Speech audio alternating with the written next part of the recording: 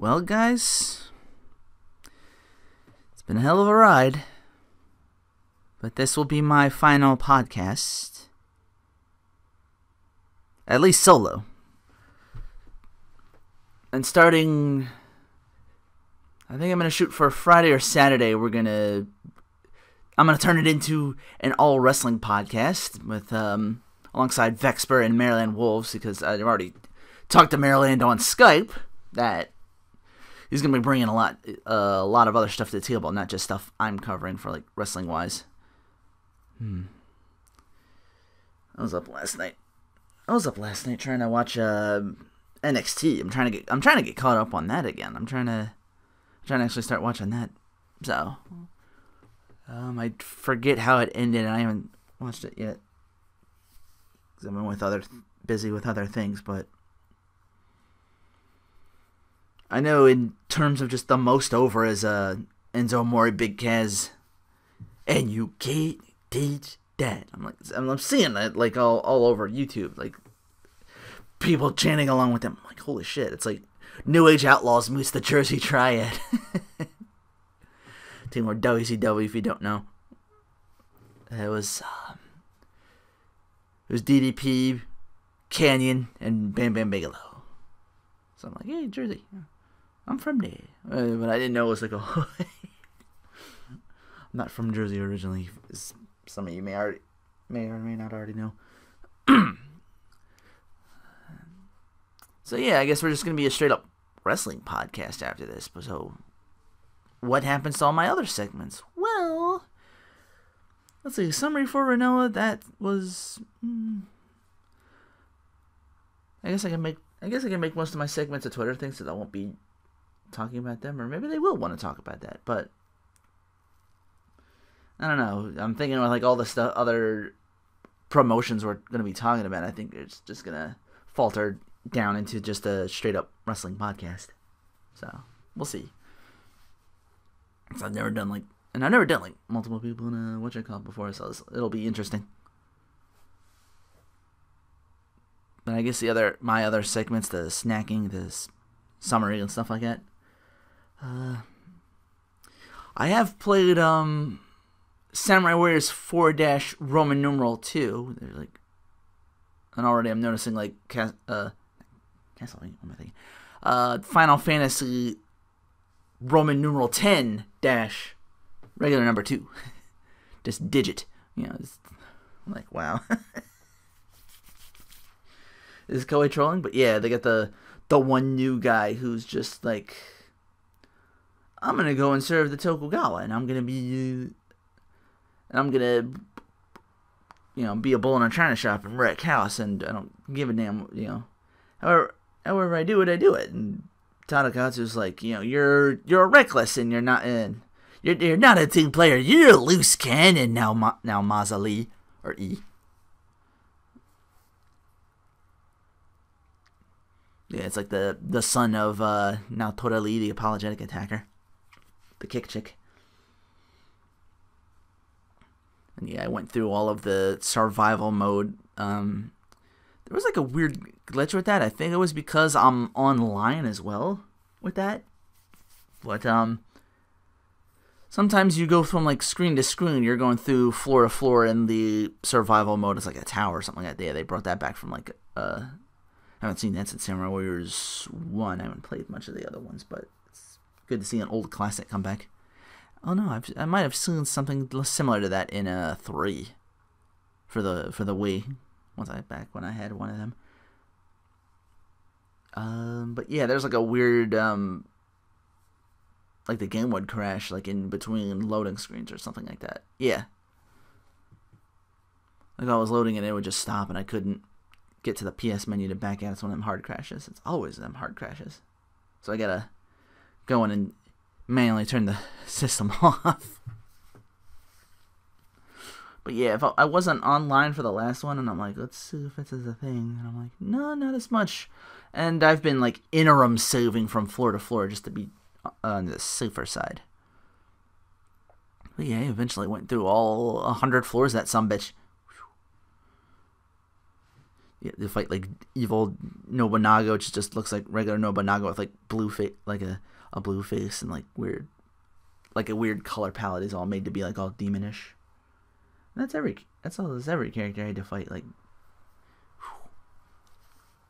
And then they bust it out. I think it's like I'm fighting dudes like on the hard or extreme difficulty or something like that. But I have it set up to where like even if I'm in the red, I'm constantly gaining Muso meter and the rage meter as well. That R3 where you slow everything down and just really wreck house on bosses. So I'm like, yeah. And after that, it's just like keep running away till you get it back. But yeah, I covered all 100 floors. I haven't even done like most of the main story yet, but I'm gonna get on that. But he's already at like level 50, and there's more objectives. And I'm looking up, and there's no because before I used to do the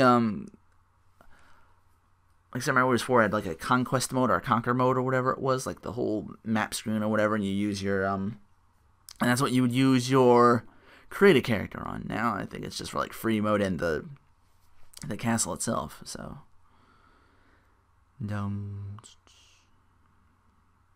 yeah, that was like the easiest way to unlock everybody's super rare weapon. Now I think they just leave it to like use this character, do this mission, get this many KOs, cover all the bases, all the missions. So that's gonna take a while to. But in the meantime, I'll be doing my next LP. Because finale went up.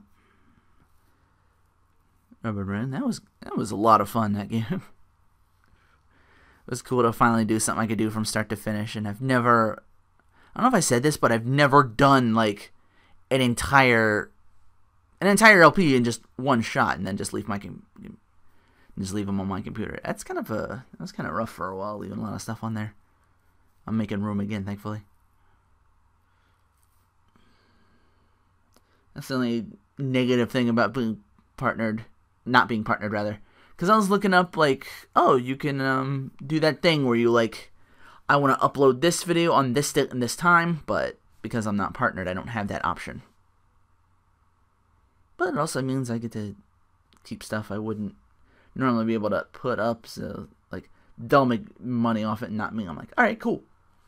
Like the singing all night thing he did at Van Halen. That was weird. That was a fun, interesting Monday. I had like that, and then the 15-second Shakespeare thing on the Monday. I was like, ooh, okay. I'm like, all right, I can get down with this. I can throw something up real quick.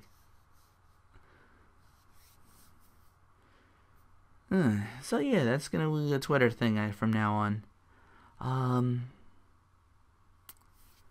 What else? Sorry, I'm all over the place today. I just woke up. I thought the shower would wake me up, but I'm still all scatterbrained. I'm scooping for Noah. I know Zangief made the cut for Street Fighter V. He has a V-skill where it's like he can tag through hits. I guess that's like super armor or something like that. He turns all red and stuff, and he's got his V trigger, which is his it's like a spinning lariat, but it pulls people into him. You can do like multiple hits, and I guess there's like I thought it would just be pull people in just I thought that was his skill to be like, well, I guess they don't want him to be like Tiger, where you're like, I'm gonna suck you in, and then you're in position for me to grab you. Shit like that. I don't know if we have a character like that. I thought that was gonna be like his thing, but no, it's like the super armor, so he can boost through hits and I guess he still takes damage, just like no sell hits and just be able to grab you through him or something like that. So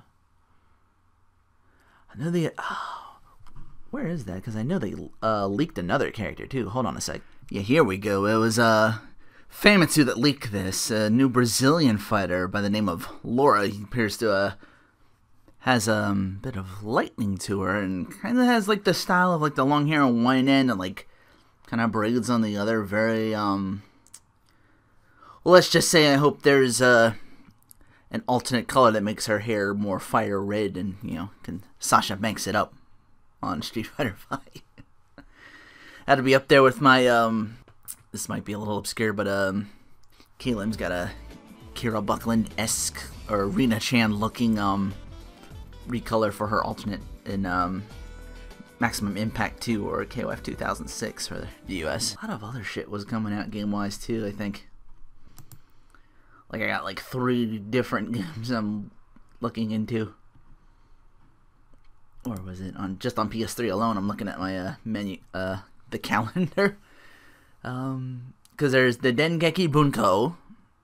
That might be interesting. There's the Saint Seiya, which I haven't played before, any of them before. I'm looking into that, and I'm kind of curious about the Transformers Devastation. All of that comes out this Tuesday, so maybe I should save my money and get the other stuff. Because I'm curious about the Arlen Atelier trilogy that's next Tuesday, and then the following one for me is Zestiria Tales of 2K16 if I want that. After that, yeah, October. It's always October that most of this stuff that I want comes out. There's like a whole bunch, and it kind of hits me right in the wallet, and then after that I'm usually pretty good. Sometimes it extends to November, December, but it doesn't look like it's... That Dragon Ball Z fighting game for the 3DS is coming out this month too.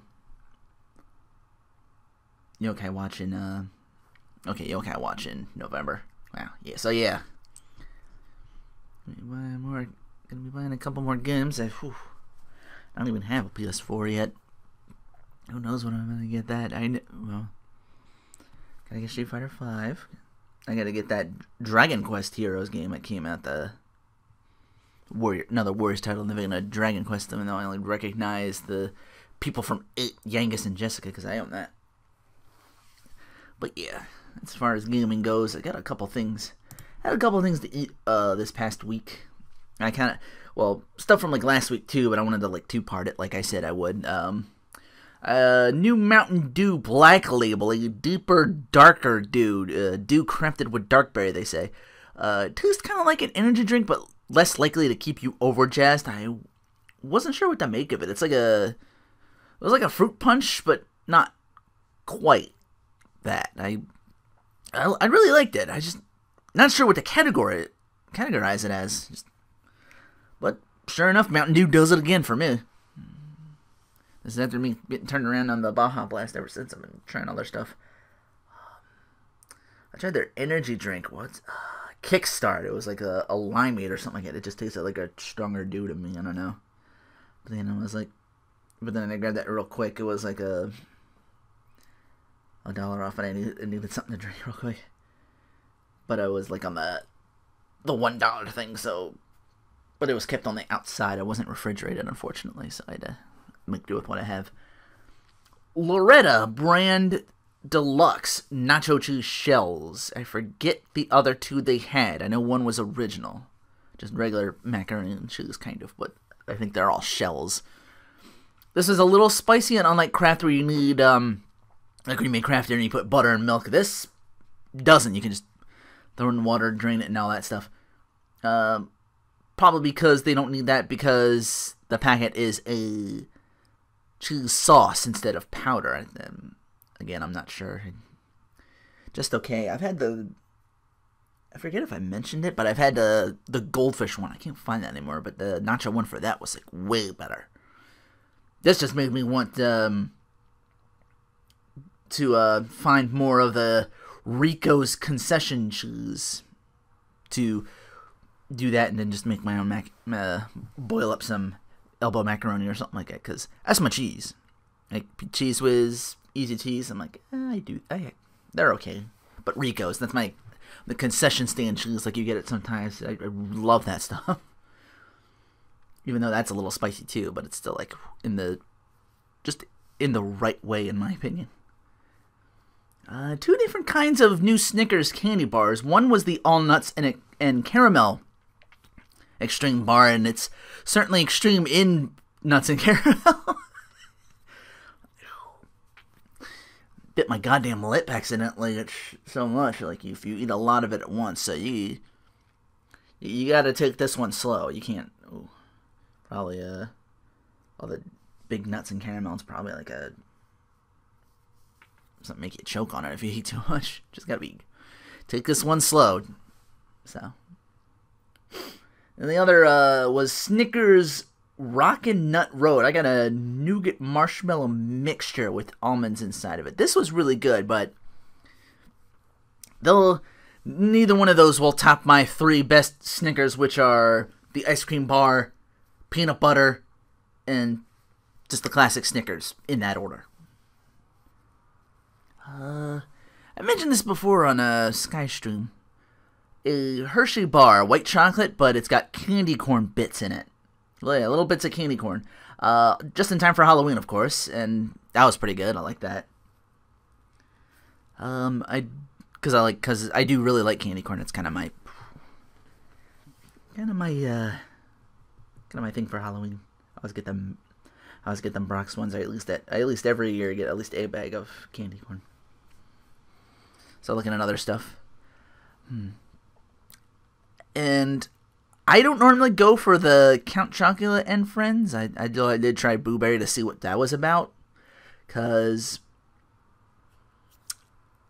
it's weird. The really hard marshmallow pears feel like murder. I might have to bite down on it. Just thinking about it, I'm like, yeah. Just put my tongue to the side of my teeth reflexively. If I wait too long for them to soften in milk, the rest of the cereal's usually done for, too. So, So Halloween and cereal, as much as I really do like the flavors, because they're, like, mad strong with the chocolate and the strawberry and the Boo Berry. Or Frankenberry, I guess. I don't know if that's strawberry, but it's like, it's like red in cereal, so I'm thinking, strawberry. I wonder if anyone's ever combined all 3. That'd probably be... I tried that when I was younger, Fruity and Cocoa Pebbles. That was an idea that sounds better in my own head. Sounds good on paper, but not good. So yeah, I usually only mostly eat just outside the box and let the marshmallow pieces kind of soften inside before I digest them. So I didn't really worry about Halloween cereal. That is until I saw Captain Crunch Halloween Crunch. On its own, it's a kind of a reverse Crunchberry situation. There's more of the original square yellow pieces alongside some orange ghost that tastes just like Crunchberries. I haven't tested it out. It's supposed to turn your milk green. I haven't tested that out yet. But I guess it's like the closest thing to a red bar. So, yeah, I'd recommend it if you like Crunch Berries, and you just let, But again, it's just on the other end, it's more yellow than the more regular, like, Captain Crunch Blisses, which are always good in Captain Crunch. Although you gotta be careful, them little tiny yellow devils can fuck up the roof of your mouth and the side of my, up here a little bit. I'm reaching right now. It's also why I usually skip breakfast nowadays, unless it's like I'm more of a English muffin kind of person. I had they're supposed to taste like corn in the cob or something like that. Like not just like cornbread, but corn. Those are pretty good, especially you put butter on them. Yeah. I got a bunch of French toast sticks. Those are always fantastic to have. I haven't had any in a while, so I got them. But anyway, on to the main thing that this podcast is for, and which will probably be from now on. I'm probably gonna forego all those other things, because, like I said, I know Vexper linked a couple things to me on Lucha Underground. I saw the match. It was, what was it? It was like one of the most hardcore shit I've ever seen. It was, well, like Me Too. I forget the one, but I remember, I think it was like Pentagon Jr. or something like that. Like, he was all, like, I think it was Pentagon Jr. and Vampiro, who had it was balding and seen better days, but those two still put on like one of the most roughest hardcore matches I've ever seen. And then at the end, it's like, you're my student. It's like, oh, he was there all along. Like that Pentagon Jr. is like the successor of Vampiro, and I haven't seen that. I haven't seen much of Lucha Underground. I know Melina resurfaced after a while. John Morrison's lady friend. But anyway, I tried to watch. Well, I said that already. Sorry, I had to cut out for. I had to leave and cut out for a second to get take care of something, and then come back to the rest of the podcast. So I'm a little more scatterbrained than I usually am. Maybe it's a good thing I'm bringing in more people. They'll usually like cover for me, so I'm not talking over myself and stumbling around words. Okay. Raw opens with John Cena, and according to the hashtag up top, the US Open Challenge is back on. And it's answered by John Cena theme via a brass-sounding instrument that could only mean one thing. Ah, John Cena! Your title reign has been booty! Clap for your soon-to-be US champs and get beat like it's your duty! The New Day is here to make WWE great again. And this Sunday we will finally be rid of those vile Dudleys, tonight at 8 p.m. Eastern Central, Eastern, I guess 7 Central. I'll have to watch that later. That's another thing. That's what I was worried. I'm like, is the NXT thing or whatever? Because that's why I watched this NXT, because I wanted to see, I think that's Saturday, Sasha Banks and Bayley, 30 minutes, go. And of course the big show's got to be fed to Brock Lesnar. Although I gotta say, they're really hyping that up extremely well. But I'll get to that. Anyway, you know, we're here to open your challenge, but New Day's out to enter your open challenge and to give you a brand new slogan. Hustle, loyalty, booty! New Days is US champs and tag champs at the same damn time. At the same damn time. At the same damn time. You might as well call us Scrooge McDuck, because we'll be swimming in gold. New US champs. New US champs. Cena says, there's a time for jokes and a time to be serious. Choose one. If you don't take me seriously, I'm gonna beat all three of you. And they choose Xavier, who says, you're about to get lost in the woods. Cena out of the gate with a stiff clothesline, sending Woods scrambling out to his team. They try and pull number game on Cena. Kofi grabbing the leg of Cena, stopping early 5 knuckles. So the ref's like, you two, Biggie and Kofi, get out of here.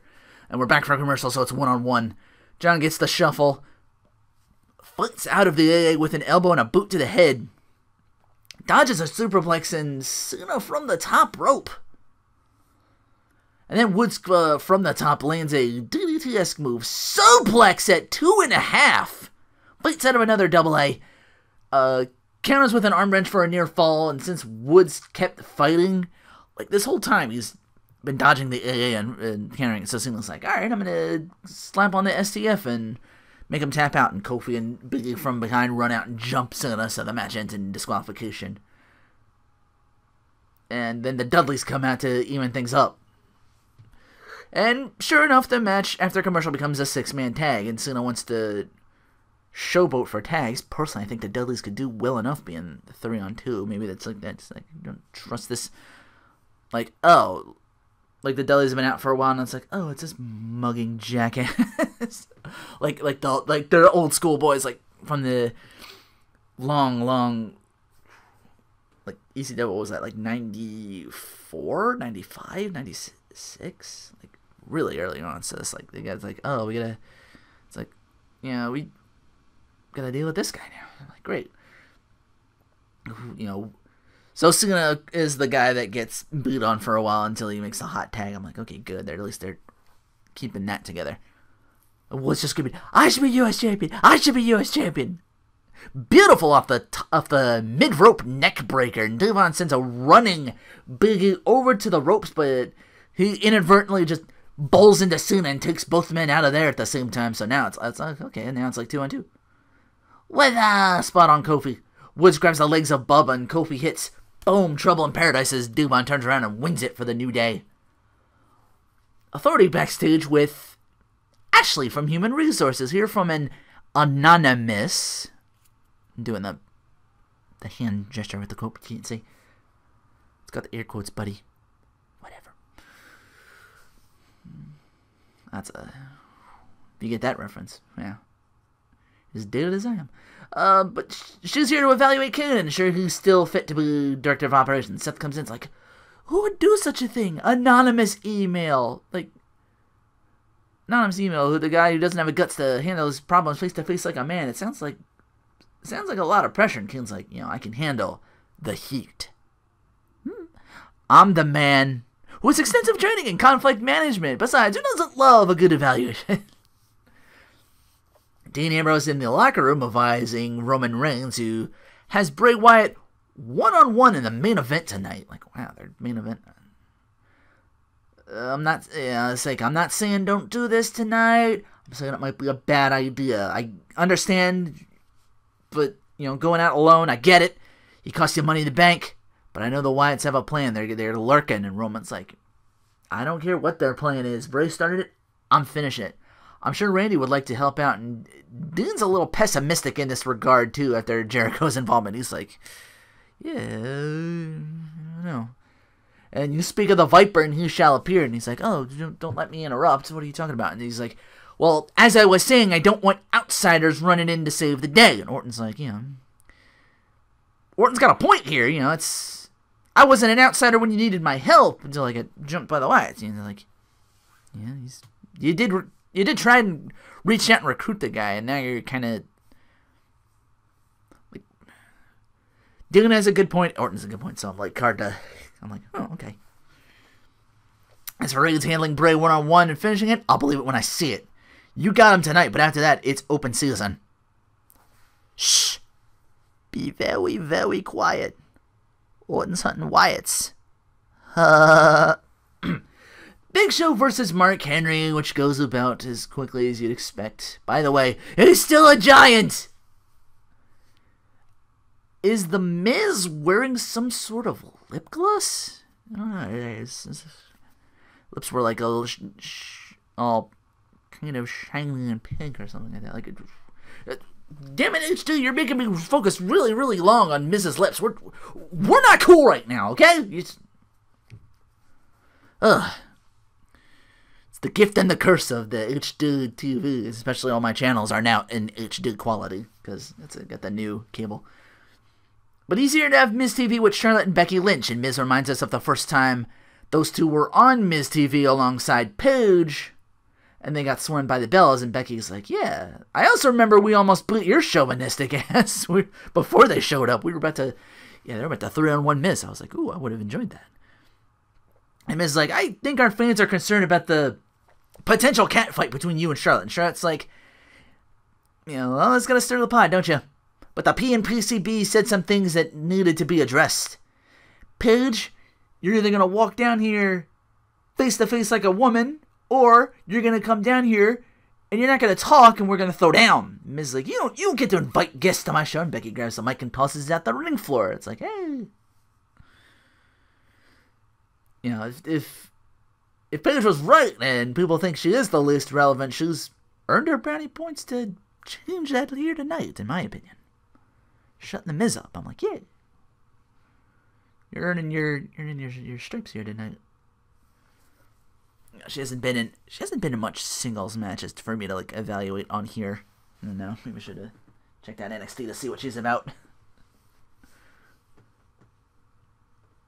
It's tough to get caught up on things when I'm trying to take care of LPs and then I gotta watch other people's videos. I wish I had more hours in the day.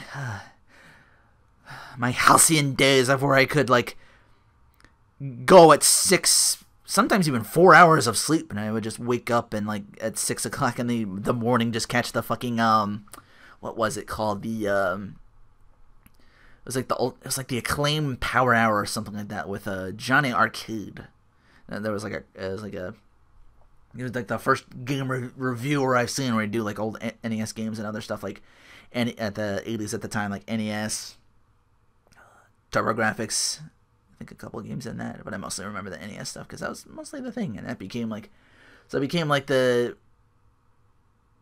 think GamePro TV came a little later than that, but that's what I remember seeing it I forget what channel it was, but it was 6 in the morning I would catch that. Every morning I'd wake up before, I didn't even have an alarm clock back then. I used to be just boom, it's 6 o'clock, I'm up, let's go watch, I thought it was called Video Power, but I think it was the later thing in the 90s when he started doing an actual game show kind of feel. Then he was doing reviews or something. It's hard to describe. I gotta find that. But yeah, I used to be able to just boom, up and Where was I? Oh, boy. But yeah, they're calling Paige out, but Team Bella comes out instead. Not to fight, but to say, thank you. While your team were acting like high school girls, our team's stronger than ever. And I'm actually starting to feel bad for you, Charlotte. By the time we have our title match, you're going to be this hot mess dealing with drama as I once again become the Divas champ. Charlotte says, this isn't about you, but since you want to make it about you, how about you come on in and I'll make you tap like Night of Champions. Nikki's like, as long as that title is involved, it is all about me. And Paige can try and take credit for starting the revolution, but everyone knows I'm the one who started. And Charlotte's like, no, this isn't about you. It's not about you starting the revolution. It's not Paige, not even Becky or me. It's the fans that believed. About us believing in each other. She's trying to, the typical face thing, but I'm like, yeah, it's kind of cool. Alicia talks about their current situation being 3-on-2, and it looks like they're about to throw down until Paige interrupts. Charlotte and Becky wouldn't even be on television if it wasn't for me. I put NXT on the map by becoming that first NXT Women's Champ, and Nikki says to Charlotte, you call us petty? With friends like her who needs enemies, and Paige bomb. With boyfriends like yours who needs ambition. Paige! And here we go. Paige starts in with the bells, and we get our second impromptu 6-man tag of the night, or 6-woman in this case. Brie does a very poor botchy turnover from the double team of Becky and Charlotte. Becky gets worked over by Team Bella until she can make it to Charlotte, who breaks out and almost has the win on Nikki till Brie breaks that up. And that devolves into an all-out brawl once again, like they're known to, like these big tag 6-woman, 6-person, I should say. Keep it PC. Charlotte about to lock in that figure 8, and Nikki boots her way individual so once again another one of these where you're inadvertently knocking into one of your partners then cost the faces the match. So knocks Nikki boots Charlotte away, knocks Paige off the apron, and then she gets up and just she takes that as a disrespect. She's like, well, fuck it, I'm leaving. And then Natty comes out, tries to explain, but ends up coming out, I guess, to take her place.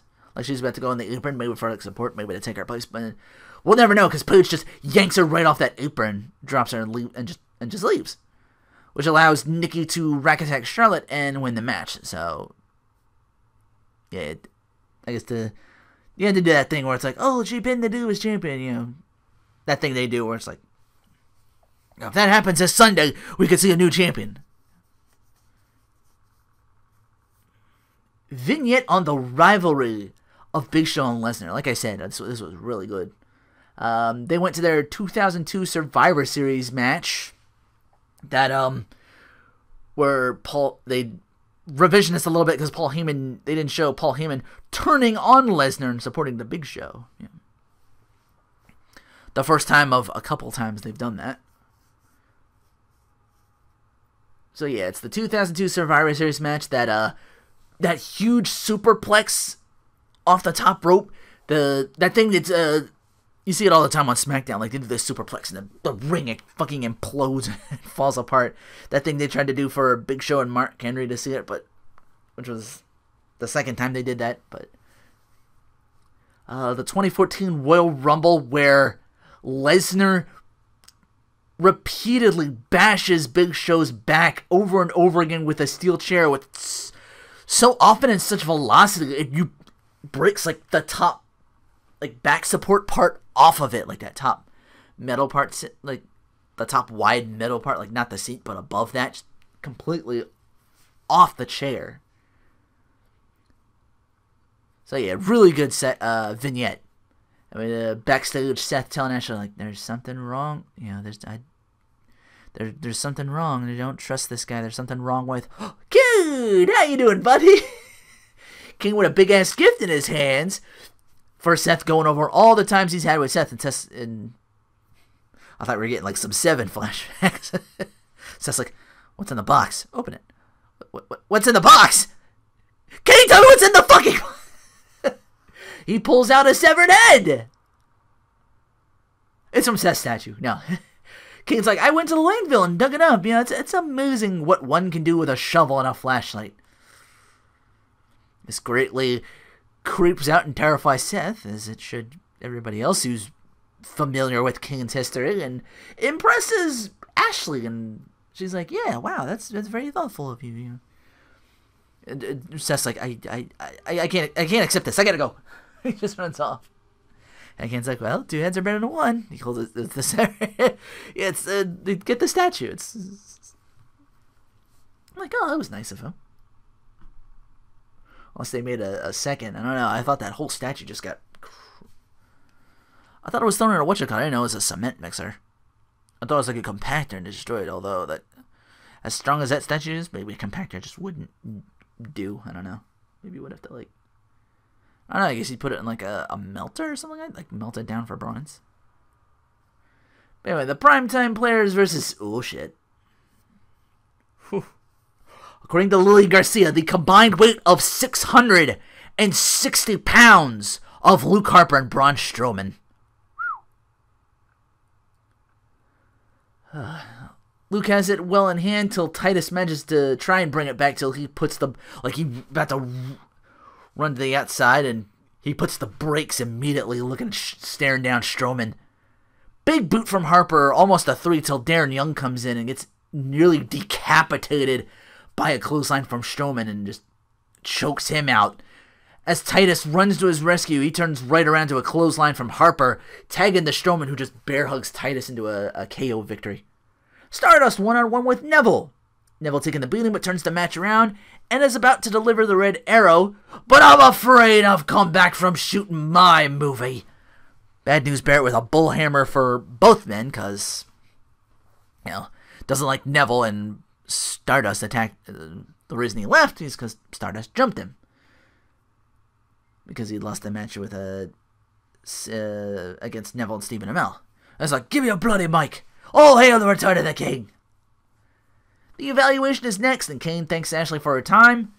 Asks if she's ready to present her report. Seth interrupts like, don't read a thing in that biased, one-sided report. Kane's not the man he pretends himself to be. And he shows a vignette showing all the damages done over the years. Well, sans casket burning JR's flesh at one time, and jumper cables to Shun's testicles, but the point's made. Ashley, you cannot, under good conscience, keep him around. If you do, the carnage that follows are going to be on your head. I know what he's capable of. He tried to drag me to hell last week. But guys like me don't go to hell. I'm going to heaven. And you don't believe me? Ask the Pope. I had it on last week, and he told me. He's like, dude, I wanted to see a... I was hoping we get the Pope, the actual fake Pope would come out. I don't know. Maybe it's sacrilegious and they wouldn't do that. But I'm like, I'm the freaking Pope. Seth Rollins, you go to heaven. Yes. Oh, no, he's... Again, I'm going Family Guy. I think he's... Isn't he German now? I just remember Family Guy. I'm the freaking Pope. Are you calling me a liar? Because I'll excommunicate your sorry, but you must have the patience of a saint. It's fun accent. Peter, I can't believe it. It's me, the freaking Pope. Scusi, Barbara Boopy. I was that close to looking that out. But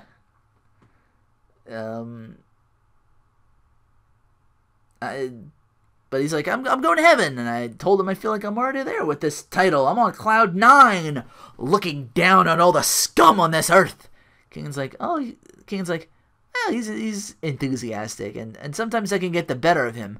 Third vignette of the night, which is just Seth all the time. Seth Rollins bad-mouthing and berating Kane, and at the end just attacking him at the end when Brock breaks his ankle and he's off TV for a while.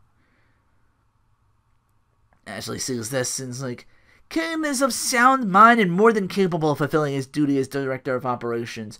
Far from being a menace, he's the perfect employee. If anyone needs to be evaluated, it's you, Seth. You're rude, cruel, petty, narcissistic, and paranoid. Seeing the most unprofessional person I've ever met, and Seth just digging his whole even neighbor like, this is a travesty! I'm the world heavyweight champion, and this is your fault. You're out of your damn mind. And they get in each other's face for a while, staring down.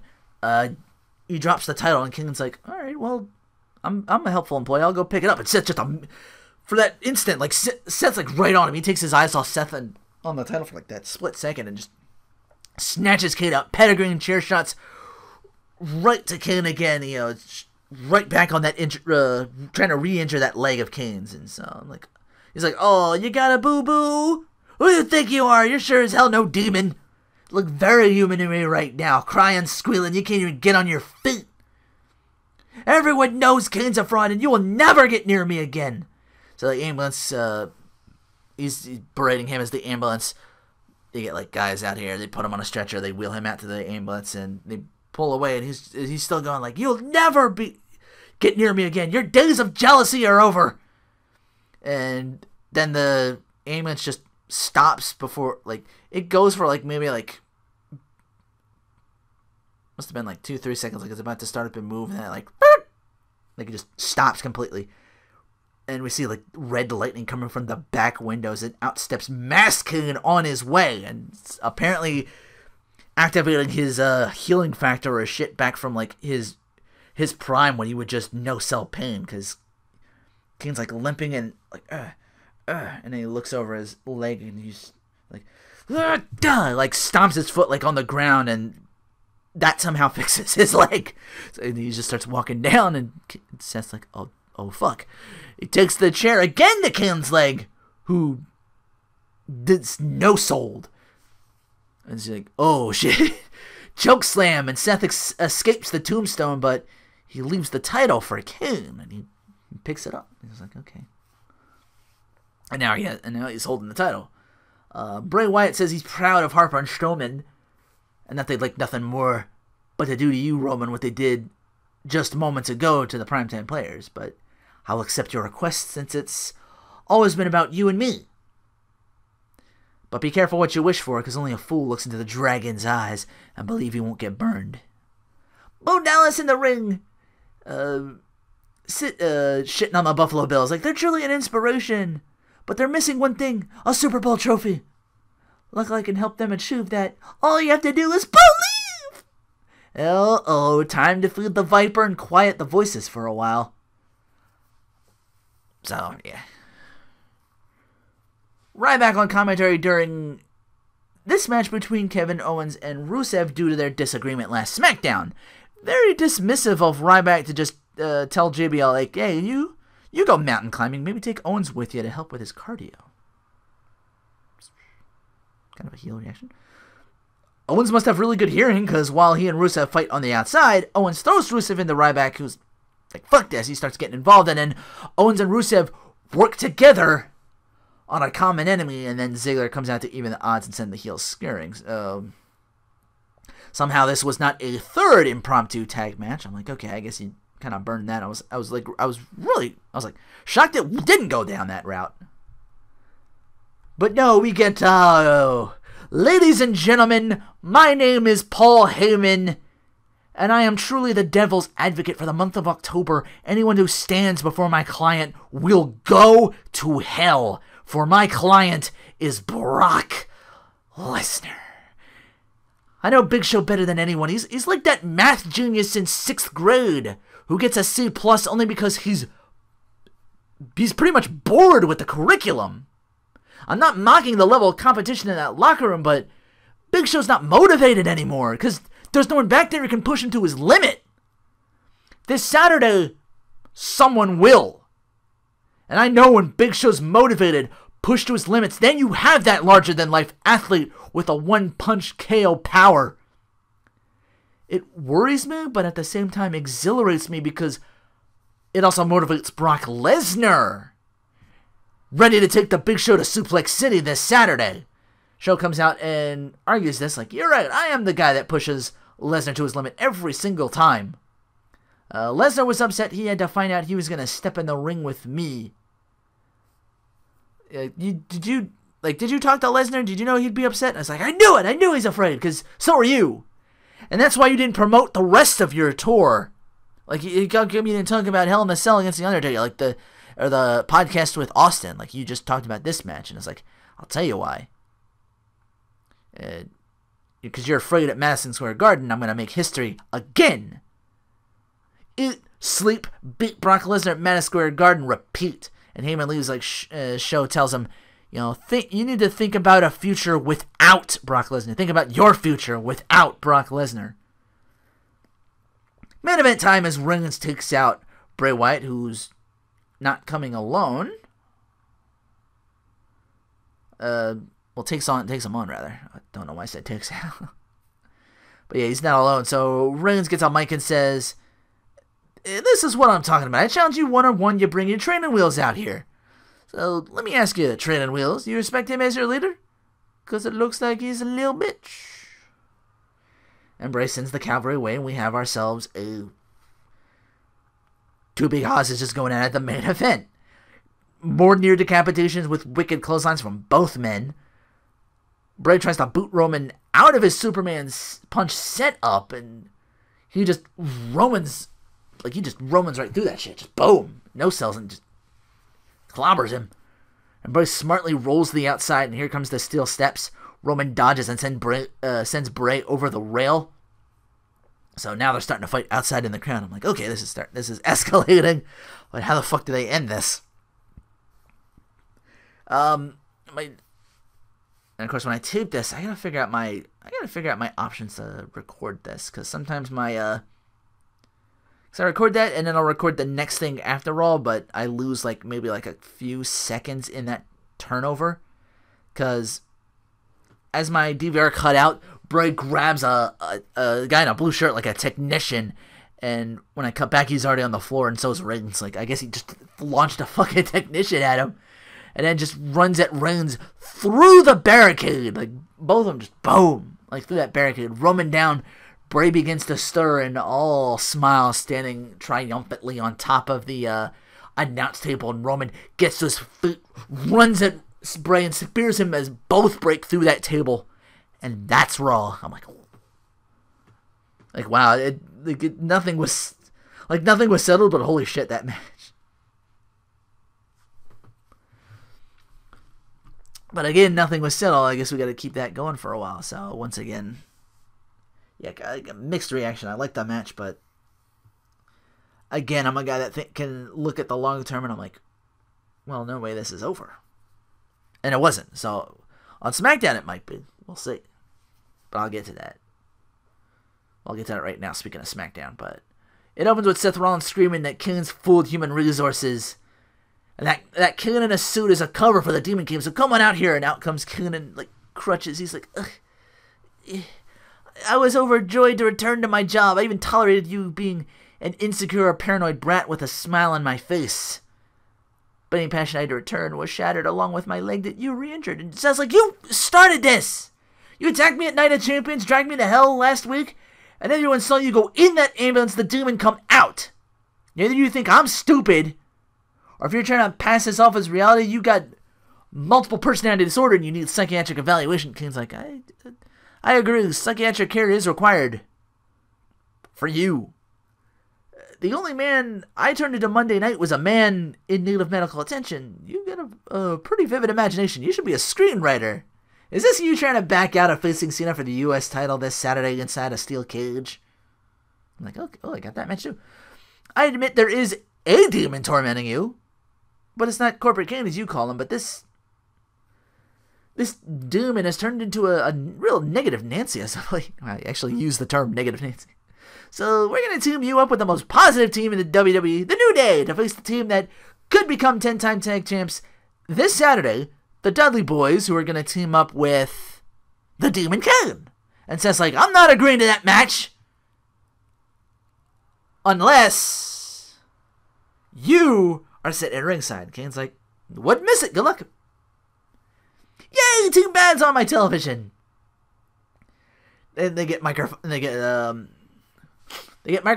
against Team Bella. They're already out there, and they're like, Naomi's like, there's been a lot of bark from a lot of dogs with no bite about who really started this revolution. Sasha's like, do any of you care who started it?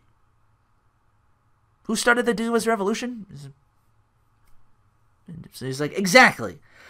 Paige can keep whining, Charlotte and Becky can keep crying, Nikki can keep talking about that silly little reign of yours, like, the boss is dismissive of your shitty reign. The only thing people are going to care about is this revolution, is how Team Bad ends it. So another 6-lady tag here tonight. Time for Team Bad to take that premier heel spot, in my opinion, over the Bellas. Or at least the premier heel spot that aren't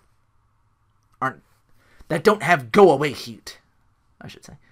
Brie and Sasha to start off, and I can't remember the last time there was a Divas match where there was a double clothesline and actually looked at that like, holy shit, she can actually pull that off. A fucking Tamina Snuka just boom! Over both them Bellas. Get the fuck down there. Wow. Somehow Nikki tries to show off to Tamina, who just gets Samoan dropped and saved by the others when she's about to get splashed. I think off that time, she's about to do the Snuka splash. Naomi, back from the commercial, Naomi fights off everybody, but still enough of a distraction for Nikki to strike. Naomi having to do a face thing almost, like maybe they become faces. Maybe they're just like Team Bad. They don't have to be heels. Maybe I guess they're in that good tweener spot, because, you know, it's like, which is very rare to pull off, but Team Bad? Yeah, I'd say they qualify for the tweener spot. The not heels, not all the way heels, not all the way face. Just like, hey, we're badass and we're cool, and you want to cheer for us because we're cool and you think we're cool, you know. But we don't need your support. We're do whatever we want. We're like a tweener, not like that pre-tween the tweener. Like like I said, I'm taking that work back. It's cool. I'm taking it back. Tamina doing the greater good, making sure she doesn't that Sasha Banks does not lose to Nikki Bella. Like Sasha gets that hot tag and just goes through everybody. And Tamina, like, she's about to get rack attacked, and Tamina gets involved. Banks statement on Nikki. Tamina's got Bray's angle, so and Alicia's already on the floor, I guess, thanks to Naomi, so Nikki has to tap out. Sasha Banks, the only Divas winning streak people are going to care about, and it's still intact. Thank you, Tamina, for doing the greater good. The graphic actually refers to Kane with a mask as Demon Kane. I'm like, I don't remember if they've done that before, but now it's just like the SmackDown graphic actually says, team of the Dudley, Bubba Ray Dudley, Devon Dudley, Demon Kane. When does he dye his hair blonde and straighten it up and go Super Saiyan? Ah!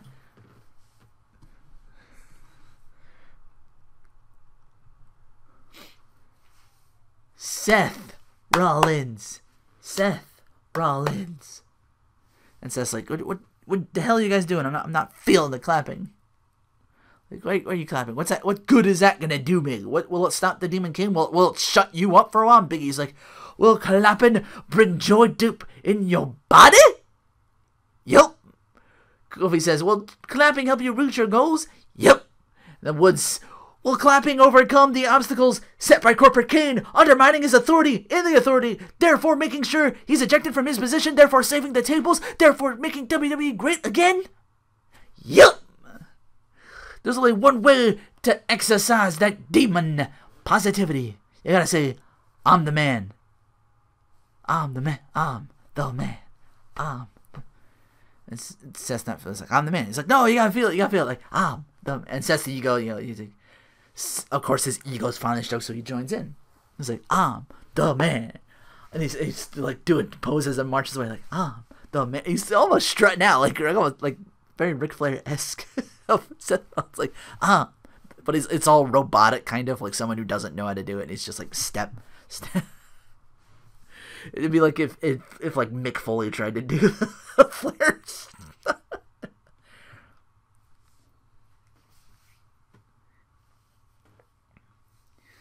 JoJo with Becky and Charlotte. Charlotte says, 1 minute our team's on top of the Divas division until Paige unleashes this spoiled brat campaign. Becky's like, we're trying to give her the benefit of the doubt, and then Paige interrupts, and Charlotte for some reason says, you're either with us or you're against us. I thought you were gonna throw down. I thought you were against her. Like Monday, you wanted to throw down, or you wanted.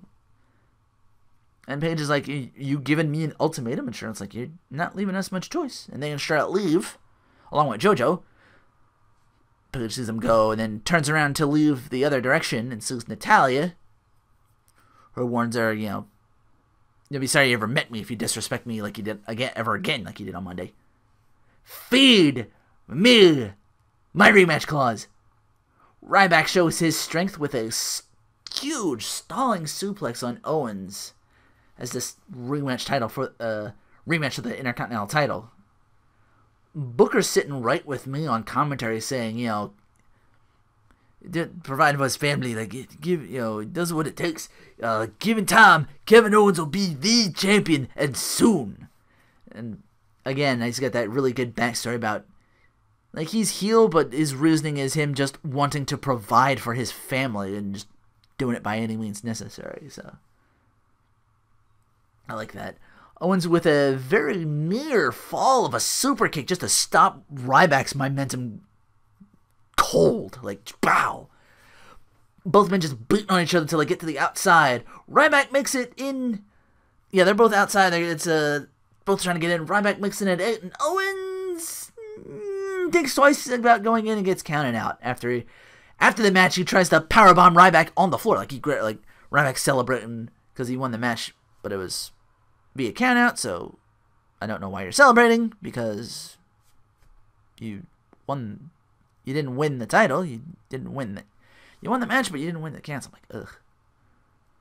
But yeah, you're celebrating. I'm gonna fucking powerbomb the shit out of you on the floor. And he manages to dodge that. He gets brought in and shell-shocked. And I didn't pay much attention to SmackDown, but are they trying to make Booker T the heel commenter, or was it just for Owens? Because he was really hyped for Owens in this match. He was. I don't think he was backing Ryback at all. I think he was 100% Owens in that match. So, but yeah, you got 3 commentary team. I guess maybe Booker T, maybe brings out the crown. He does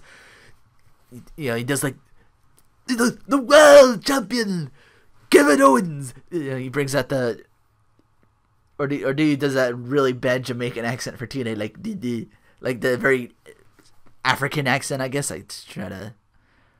If you see in TNA, the main event mafia, the main event mafia, going to take the titles. We're going to take over. We're going to champion of the world. Before he breaks down, he's like, "What the hell?"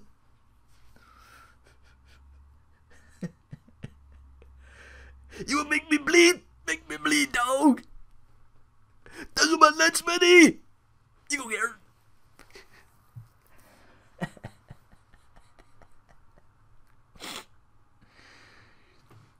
It was just interesting to hear. I'm like, good. I don't know if they'll go all the way with that. I doubt it, but another match between the men that forgot about the original Sin Cara versus the Cosmic Wasteland. Stardust earlier tonight says, "Tonight we play my game. 1 card Cosmic Stun, and unfortunately for you, I'm the dealer." And apparently Stardust is a level 7 Synchro Monster. it looks like a playing card, but it's a face card, but it's got S for Stardust, and it's got it's bejeweled on the back, and on the front there's in a row there's 7. If I can find a picture, I'll show you. Kalisto out-muscled but gets the W for his team once again. Bray Wyatt with his family says, "I went to war with Roman. Sacrificed my body to prove he was mortal. And I am forever. Forever. I must admit, it opened my eyes for when me and Roman went to the battlefield and created utter chaos together. I realize this world's one big circle. It starts and ends with us. And again I say, anyone but you. Give Roman his spotlight!" Yeah, the lights are still down, so Roman just walks out with a spotlight and gets in their face. Bray's about to speak, but Roman grabs the mic and after staring down for 2-3 minutes. 2 minutes longer than they should have been staring down at each other. Roman still simply puts the mic to close and he says, "Hell in a cell." And he's not Mike, but it sounds. I'm pretty sure Bray Wyatt accepts. Like he's. Main event time as Kane is in fact sitting ringside, so it looks like it'll be Seth with Big E and Kofi versus the Dudleys 3-on-2. So I did get my 3-on-2 match, but during this, halfway near the end of the match, Kane gets up like he's still in crutches, but he's still like up trying to get a closer look or something like that, and Seth like just inadvertently flies into him and takes him out, and he's about to get like, "Oh, I re-injured my leg. I gotta have like, hey, can you carry me to the back?" He's like, all right, we gotta get you to the back, and it says like, no, you gotta sit down, you gotta stay seated. And Kane is helped to the back. It's just like going after him while the match is going on, so it turns to 2-on-2 again. Kane looks back and grins evilly as Seth leaves because we know what's going on.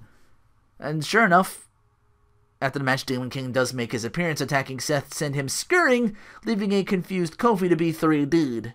Kane with the title once again. I don't know how Seth got it back on SmackDown. I guess he just gave it back to him or something? But yeah, he destroys everywhere. Like, Bubba's trying to go over him. He's like, well, you're here. Okay, thanks for your help. Like, you won the match. Like, yeah, let me raise your hand. And King just immediately goozles him. Just takes him out, takes Devon out, goes after the New Day. Everybody's just left laying in the middle of the ring, and Seth's looking over like, that's my title. And that SmackDown thus concludes the podcast.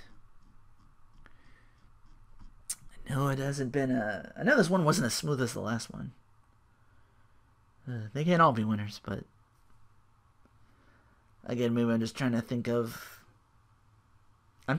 I'd be able to do this. Like, I guess we won't know until I find out next Friday, Saturday, who knows. That's what I'm going to shoot for, because I can't do Sundays anymore with that dog barking outside. And I know that's the next door neighbor. I'm like, oh, like, I asked him, and I'm like, every Sunday it just comes out. I'm like, okay, so it's Sunday. All right. So that's why I'm doing this. Well, it's going to go up on Sunday, even though I'm recording it now, Saturday, as the recording. But yeah. This has been the One Player Podcast. I thank all of you for listening. A lot of you stuck with me for 30 of these. It's 30. You gotta tally it up. It's gotta take like a full day and change to probably watch this. Like a full 24 hours to just start to finish. I think YouTube actually has a thing where it says how long they are if I on my playlist, so I'll look at that later. Whew. But thank you for listening. I'm going to grab and next time we're just going to focus on like my other segments, like I said, the snacking and everything. I think I'll just make it a separate thing. I probably won't do YouTube videos because I don't want to like be like eating and drinking noises and that. That was kind of disgusting. This mic's a little too good and I can't sit as far back anymore in this chair. I would have to like physically move the chair to like slide it over because it's on wheels or something like that. So yeah. When I'm playing, yeah, it's for the most part it's been the wrestling segment, but I'm rambling again. I'll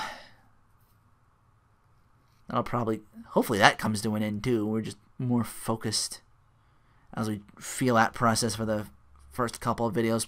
You know, be interesting to see what happens, and I'm curious to see what Vexper brings to the table, what Maryland Wolves brings to the table, because he said he's going all in for like not just WWE, but like they've seen Lucha Underground. They'll probably cover that.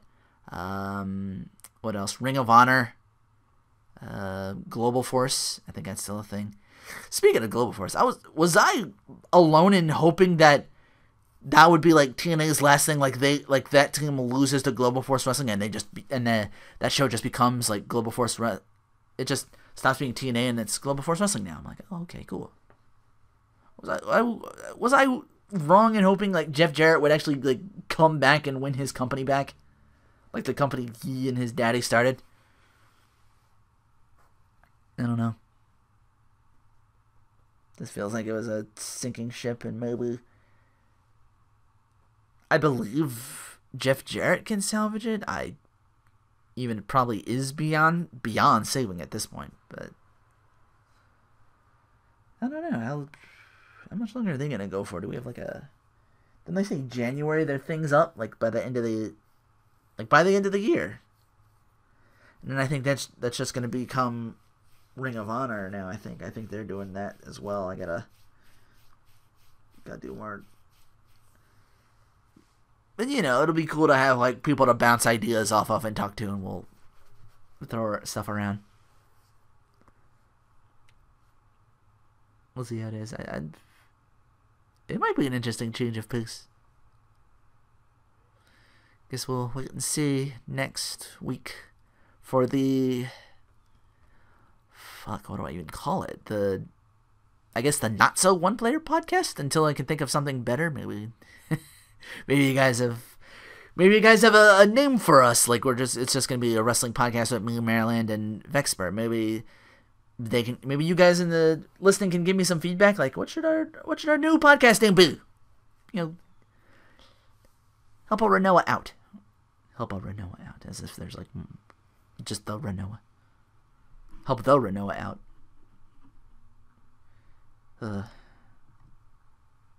Alright. But again, thank you for sticking through me with 30 of these bad boys. I didn't think I would go past 10 at a certain point, and that was originally going to be it. But then I'm like, people are really enjoying this. I'm like, wow. Even though I don't always do the thing where I set up this and that, like all the pictures and stuff like that and all the videos. But yeah.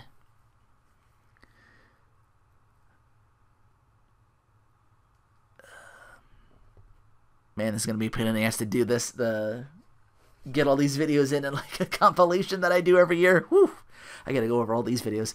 This one's going to get even longer and longer if I don't stop the recording now. So I'm going to do that now. So thank you once again. Thank you. Take care. Thanks for listening for 30 of these.